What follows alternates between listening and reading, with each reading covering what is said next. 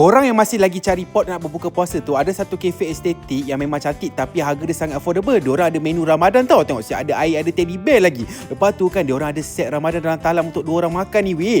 Tengok ada lamb shank, ada udang, yang lagi best kan siap ada dessert dengan air free flow. Boleh ambil seberapa banyak mana yang korang nak. Hari ni jom kita nak berbuka puasa dekat iMoment Cafe Bangsa South.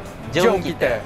Hello, what's up guys? Memandangkan Ramadan tinggal beberapa hari saja lagi, so kita orang pergilah buka puasa dekat kafe ni. Memang sangat cantik dan estetik, tapi harga dia bagi aku sangat affordable. Yang aku makan dia punya chicken katsu, dia cicah dengan dia punya sos ni. Dia ada wasabi sikit tau, tu rasa berangin sampai dalam hidung tapi sedap tau.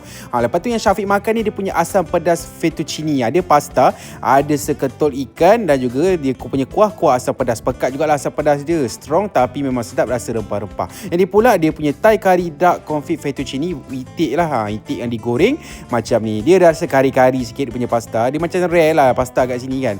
Yang ada makan ni pula dia punya Hawaiian tropical salmon, nasi dengan ikan salmon dengan sayur. Lepas tu special kat sini dia ada minuman teddy bear latte tau. Latte dengan yang aku minum ni yang matcha punya weh. Korang kena tuang manual gaul-gaul teddy bear ni dan minum. Memang strong jugalah matcha dia. Yang Syafiq minum ni yang latte punya lah. Lepas tu pula yang si Alia minum ni pula dia punya lassi rose latte. Asyik ada bunga rose lagi kat atas weh. Sangat comel gitu. Yang ni pula dia punya durian latte, pekat durian dia. Lepas tu kita try dia punya set Ramadan dan talam ni untuk 2 orang makan. Tengok dia ada nasi ujang panas. Lepas tu dalam set ni juga dia ada lamb shank. Lamb shank dia memang sangat lembut. Kau tengok dah tertanggal macam tu je tau.